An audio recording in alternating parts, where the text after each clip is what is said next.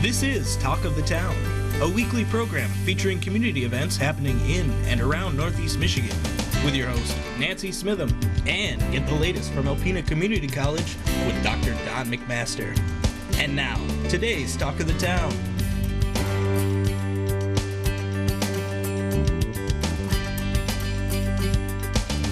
Hi, good morning and welcome to Talk of the Town. I'm Nancy Smitham. My first guest today is Mike Voida from the Thunder Bay Curling Club. Hi, Mike. Hi, how are you today? Good, and Thunder Bay Curling Club used to be one of the best kept secrets in town. Well, unfortunately, it still is a bit of a secret, but we're trying to do something about that and get it out there. Well, I know you were at the parade, Yep. and I watched you talking to people and watched you show the stones, and I'm familiar with curling, of course, probably as most people are, as an Olympic sport. Right. And so how did you get involved in curling? Well, that's typically the response you get from people when you say curling. They say, oh yeah, I see that in the Olympics. I've always wanted to try it. And so it's like, okay, well now you have a chance to try it. I kind of got involved. My son moved to Detroit after college, and he was living in Ferndale, and there was a park kind of across the street from him, and he looked across the park and there was a building there, and he said, I wonder what that building is. And so he walked over one day, and it was the Detroit Curling Club. He says, oh, I might want to try this. And so he got in contact with them, and he started curling at that time. So then he told us about it, and he said, well, we're having a Learn to Curl. Why don't you come on down and try it? You know, and so we were down there, and so we tried it, and my wife in particular was really quite smitten with it, and so she wanted to pursue it, and so she started curling in Lewiston. Okay. They've had a curling club since the early 60s. Yes. Pretty active one. So she would drive there every week and curl. And so then I thought, well, why can't we have one in Alpena? You know, they have one in Traverse City, they have one in Petoskey, Midland. I said, so why don't we try to have one here? So it kind of got started and got in contact with some people from Detroit and from different places and say, what do we really need to do? And so we kind of got going. Okay, so what kind of equipment is involved in curling? I know the stones. Right. Obviously, you need to have ice. Yes. Maybe not so obvious. Maybe everybody doesn't know that. But okay. You need to have ice. And so our first contact was the Northern Lights Arena. Sure. And they were completely on board with it. In fact, they had tried to get it done the year before, but they didn't. The biggest thing they were missing was a curling club, a local curling club. They had contacted the USCA, United States Curling Association, and they were all set to go, but then the Curling Association said, oh, you don't have a curling club. We're not going to send you stuff, you know, and just have it languish there. So they wanted to have somebody in charge. So when I came in, I said, well, we'd like to start a curling club. They said, great. So they were on board with it. So number one, we have the ice. And then the next thing is that the ice has to be marked properly. Right. And, you know, so you can have an actual curling event there. The stones are the obvious one. That's what you see all the time. That's kind of, and then you need to have something to push off of. It's called a hack. Okay. So it's embedded in the ice, and you put your foot in that, and you push off it when you slide on there. That's kind of all there is in the way of actual equipment that would be rink-related equipment. The other stuff is all kind of personal equipment. Like certain shoes? Shoes and brooms are the big ones. To sweep the rock into position, and shoes to slide if you happen to be curling, or to grip better if you're sweeping and stuff. Okay. So there are specialized shoes that you can wear. But so it's really kind of minimal that way. But in addition to that, in order to prepare the ice for a curling match, you have to have some additional equipment. One of the things that you need to do, well, you mop the ice, you sweep it, you clean off the debris, because any little bits of debris, pieces of pebbles or dirt or dust can throw the stones off. Okay. So you want to try to have it as clean as you can. And so you do that, and then you have to pebble the ice. And what that means, the ice is flat, and in order for the stones to curl properly, they need to be on a raised platform. So you have this sprayer that puts pebbles down, basically. And so now the ice is pebbled, and then the tops of those pebbles have to be flattened. So you can either cut them off or you can crush them off. And for us, the cheap and easy way to do it is to crush them, because in order to have a nipper to cut them off, it costs money. Sure. We didn't have money. You can just use stones to crush them off. So we put stones together and put a box around them and just push that down a few times back and forth, and it flattens out those pebbles that are sticking up. It kind of makes them like this. So now the stones can move properly, and then they can curl and stuff. And then you have to sweep off the crushed ice on top of that. So we want to make sure we get to your event. You're going to do a Learn to Curl event. we are doing a Learn to Curl. It's October 30th. Okay. Some people may have the wrong date because we originally had it scheduled for October 9th. Okay. But the arena was able to schedule a hockey tournament for that weekend. And so they said, you know, can you guys move your event? And so we looked at other dates and we came up with October 30th. And so that's when it is. It will be probably starting at 9 o'clock. Okay. That's the plan. And we are able to handle 32 people at a time. Okay. So if we have more than that want to do it, we will have another session like at 11 o'clock. Okay. And we'll just go from there. So what should people bring with them? Okay. Obviously, the temperature is going to be somewhere in the upper 30s to around 40 degrees, so you want to dress comfortably for that. Okay. It's probably going to be like jeans, maybe 2 layers, 3 layers, a light jacket, a sweatshirt, a t-shirt, something like that. And then clean soled tennis shoes. So whatever you wear to the gym or whatever, not the stuff you wear outside. Okay. Because we want to try to keep it as clean as possible. And other than that, we'll supply everything that you need.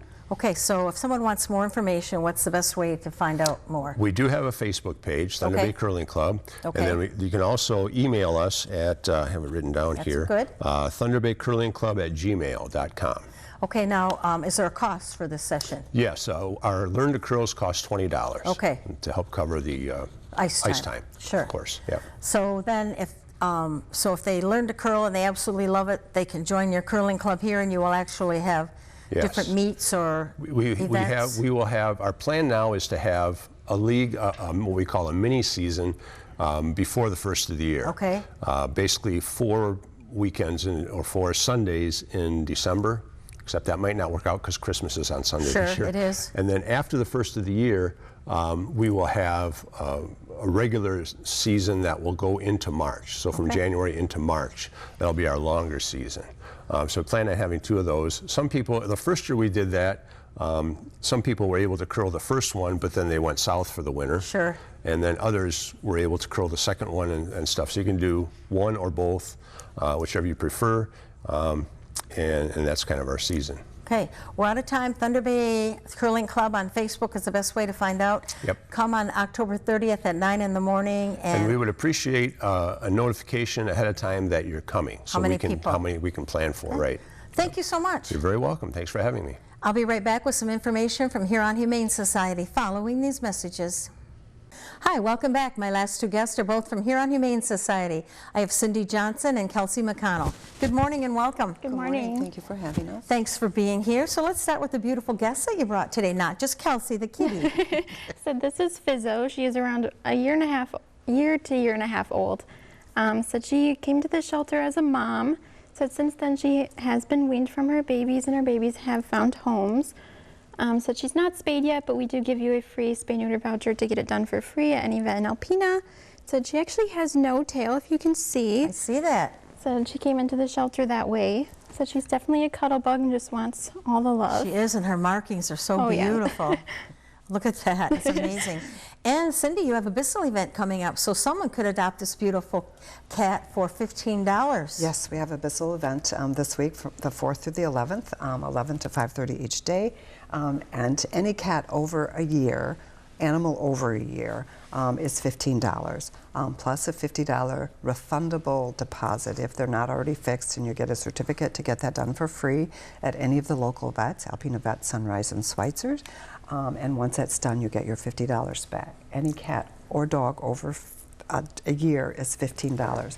Any cat or dog under a year, it's $25, and those same rules apply. Do you have any dogs currently? We have some dogs waiting to come in, but our cat census is so high that it's we only have so much resources and hours in a day. So we we will try to get some dogs in this week for Bissell. Okay, and we need to talk about the cat population. It's so sad that cats are out there running the streets. I have a cat in my neighborhood that's around all the time, and I know neighbors feed it, but it makes me sad on a rainy day to see that cat running across or a cold night. I wonder where it's sleeping.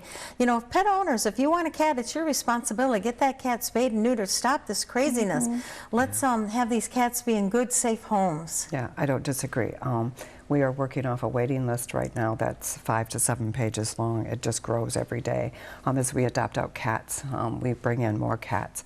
We have people that just show up on our door with sick and injured cats, and you know, if we can squeeze them in anywhere, we squeeze them in. But the need right now is just insane. It's just insane. If people will help us take care of the cat or kittens that they have, until we can get them into the shelter, we will supply them with everything that they need, food, litter, whatever they need to help us help them, so that we can try to get caught up on the number of animals who need shelter. It's just ridiculous. It is. It is. All right, you have a WATZ event coming up. Yes, WATZ always has their annual deer blind giveaway. It's a huge deal. If you've never been there, you should go. But the Huron Humane Society will be there. We will be raffling off a lottery package on the 16th of October. Okay. So watch for details on that. We'll start getting them out. How much are the tickets? We haven't gotten that far yet. Okay. But we will start to get that information pulled together. With so much that needs to be done at the shelter, with the animals and stuff, we have to, you know, that comes first. The rest we kind of have to work with, but we will start to get that information. Will tickets be available prior to that event?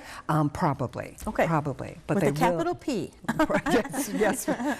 But they will be available at the event that day. So if you know anyone that's going and you want them to purchase you some tickets, just give them the money and we'll get you in that drawing. Okay. And Kelsey, when I was there the other day, I noticed that the one shelf, like with laundry detergent and bleach and dish soap, was down. It was getting depleted. Yep. So how can people, just when they're out shopping, how can they buy those items to help out you and the animals? Yeah, so we're definitely in need of all of those things right now. So we go through so much of it every day. So we're more than happy to accept any type of donation. So you can purchase them at any local store, and then you can drop it off in our doorway if we're not there, or you can come right on in and we'll help you and take care of you. Yeah, and like I said, sometimes those shelves are stocked full, and sometimes they're, and you may have some hidden away in the back room, but it always is in my brain, whoa, that's getting low. And you use fabric softener sheets like crazy, and laundry soap. I mean, if you have 90 cats, there's 90 linens that get dirtied once or twice a day. There's or 3 or 4. Yeah, and there's 90 dishes that, you know, get food and water, so it's 180 dishes, and then all the kitty litter and that gets changed. I mean, when I think about that, and you know, you have a census of around 70, 80 cats mostly at all times. Yeah. Oh yeah. And wet food. Wet food is so important. I mean, when you have to go out and spend money to buy wet food, I mean, that costs a lot of money. It does cost a lot of money, and from time to time we have to do that because, you know, it's not coming in, and that takes away from what we can do for the animals in the shelter. Our vet bills every month are thousands of dollars. I bet. And that's just vet bills. Our food bills are, you know, everything that we need to do to take care of these animals, the vaccinations, all the supplies to do that alone is ridiculous. So, and we want to give the animals the very best care that we can. So when we can get people to donate laundry soap and bleach and fabric softener and wet cat food, it allows us to use the resources that we have in a way to help them in ways that people just don't understand. The need is just great. Now, Kelsey, the shelter runs like a well-oiled machine. I mean, you walk in the door, everybody has their job and they're doing their job. You would think an animal shelter might be kind of smelly, but it's definitely not. It smells fresh and clean, like bleach and cleaning supplies. I love to hear that. Yeah. So how are you with volunteers right now? Are you needing volunteers? We are always in need of volunteers. We really enjoy all the help that we get from them. So you can come to the shelter and fill out an application, or if you don't want to come in, we can also email you one too. So we could use the volunteers every day. Okay. So there's lots of work to be done. Okay. And Cindy, what are the hours now? The hours for the public is 11 to 5:30 Monday through Saturday. Okay. We're there on Sunday, but it's just to take care of the animals in short shifts. We're there. If you need to come in before 11 o'clock, staff starts at 8:30. So if 11 o'clock doesn't work for you, we can accommodate you to come in and look at our census and pick out a... Right, and like Kelsey said, for donations, you can just drop them at the door if nobody's there. Yep. And the one day when I was there a while ago, I think I told you, somebody brought in some beautiful blankets and things and towels, and I thought, wow, these are nice as I have at my house, but they were just gonna get new blankets and towels, so they just donated them to Humane Society, and like I said, every cat goes through 1 or 2 of those a day, and when there's dog there, it double that. Exactly. So we utilize all of those things. And please don't forget our bottle drive. Yes. That's keeping you alive. It's keeping us alive. So if you have empties, just drop them at the shelter. We have a pen out there anywhere outside. We will get them. Yes. Thank you both so much for being here, and thank you so much for doing the great job that you do at Huron Humane Society, taking care of the wonderful animals. Thank you so much. Thank you. Please stay tuned for Dr. Don McMaster following these messages. Greetings, everyone, and welcome to Talk of the Town. I'm Dr. Don McMaster, president of Alpena Community College, and I'm pleased to have as our guest this morning Jackie Krofchak, ACC Foundation member and somebody the community knows very well and respects and likes a lot. Well, I appreciate that. Thank you. Thank you. Before we get started, why don't you give the viewers a little bit of a sense for the role of the foundation and, you know, its influential work on behalf of the college. Yeah, so before I got on the foundation board, which was, I don't even know, 7, 8 years ago or something like that, I really didn't know the role of the foundation board completely. And now that I'm on the board, I see the great work that they do. They help students, I mean, it's all about scholarships and helping students achieve and be successful in their college time at ACC. So beyond just scholarships, we have lots of donors who, you know, donate to scholarships, and some are specific, some are more general. But beyond that, we also help students overcome, you know, if they have just a small need or something that, you know, they need help with the vehicle repair or interview clothing or something. Just things like people don't think about that necessarily, but the foundation really helps a lot of students in ways far beyond just scholarships. So it's a great group to be part of. It's a lot of fun to know that we're helping. And then we also assist with some of the capital campaign and projects for ACC, so fundraising additional dollars for those projects. Yes, all three of those are hugely important to you know, our collaborative goal of helping students succeed and helping the college succeed. So a recent project pertaining to the capital side of things was the Vandler Hall renovation, and which resulted in the Ruth C. Julian Center for Health Sciences on the east wing of Vandler Hall, among a number of other valuable things for the college and for Vandler Hall. So speak to that if you would. We have an upcoming donor appreciation event. We do. That was a great project to be part of. I know that it took a lot of work on your part with the state and some other dollars coming in, and so the foundation was happy to be part of raising funds for that.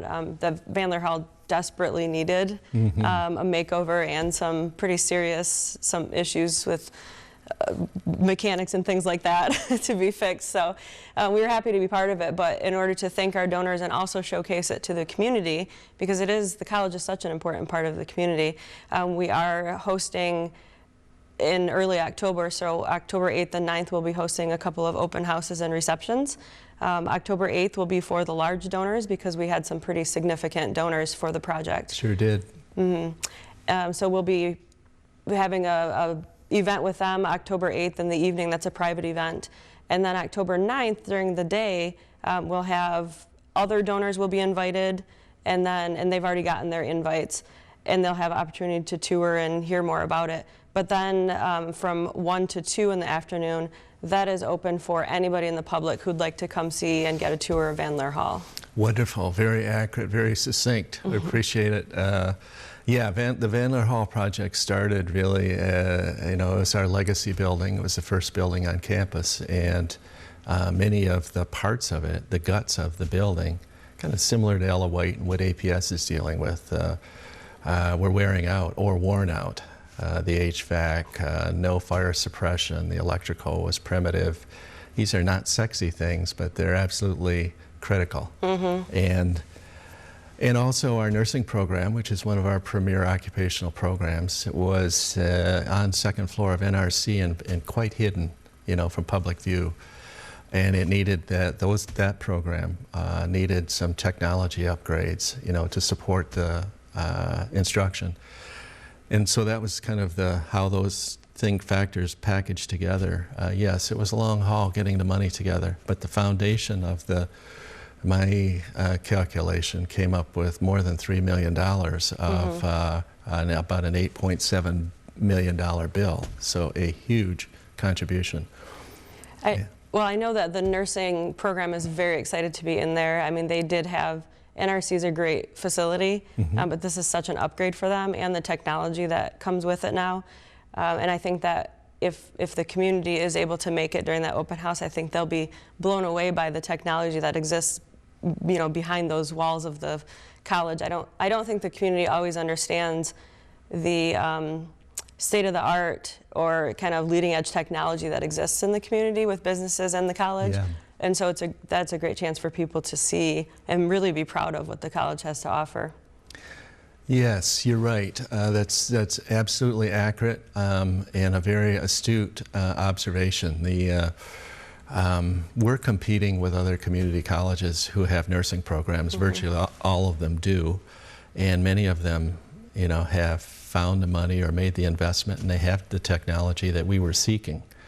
Technology is expensive, and there's kind of two parts of it. One is like the simulation, the mannequins, the anatomage table, things that are really cutting edge. And then the second part of it is like a video conferencing side, how it's transmitted. That second part was really accelerated during the pandemic. And many businesses had to do the same thing. So now a lot of what we do is transmitted via video conferencing to distant locations. I think people would be interested to see how those two integrate, and the foundation's had a huge role in that. I know, and during our planning meeting for the Saturday events, we were talking about, we have a pretty cool way that we'll be able to show how that technology works, so I won't give away too many secrets. Okay. But so I know that I have a favorite part of the new building. What's your favorite part? Oh, that's a great question. My favorite part is the view from the center of the back of the building. I can recall more than 40 years ago, I graduated from Alcona, and I was asked to come up to kind of potentially try out for their basketball team. And some people were taking me around. I'd never been on a campus before. And that Vandler Hall was there at that time. And we went into that space, and it struck me, you know, what a beautiful view it was. There was something about it that was very appealing to me. But over the years, you know, we could see it needed it had a lot of potential, needed a lot of upgrade. Yes. And that part, we freed up the view of the river, as you know. And you know, we created a little bit more of an aspirational feel for that space. Now I see students in there doing probably what I would have been doing 45 years ago, and it's just is very appealing to me. Well, how about you? So that's my favorite part too, but I actually like to look at it from the outside looking in. About once a week I walk that path behind there, and it's just, I do love that the river is cleared out more, and you had a great role in making that happen. But I love the look of that now. I think it's classy. It really makes the college stand out, and I think it's just beautiful. So I can imagine as a student on the inside looking out and doing your work in that space would be incredible. Well, thank you, and thank you for your work on the foundation. Thanks to the foundation for all they do for the college and did on this project. Thank you folks for watching Talk of the Town. We'll see you again next week. This has been Talk of the Town with your host, Nancy Smitham and Dr. Don McMaster.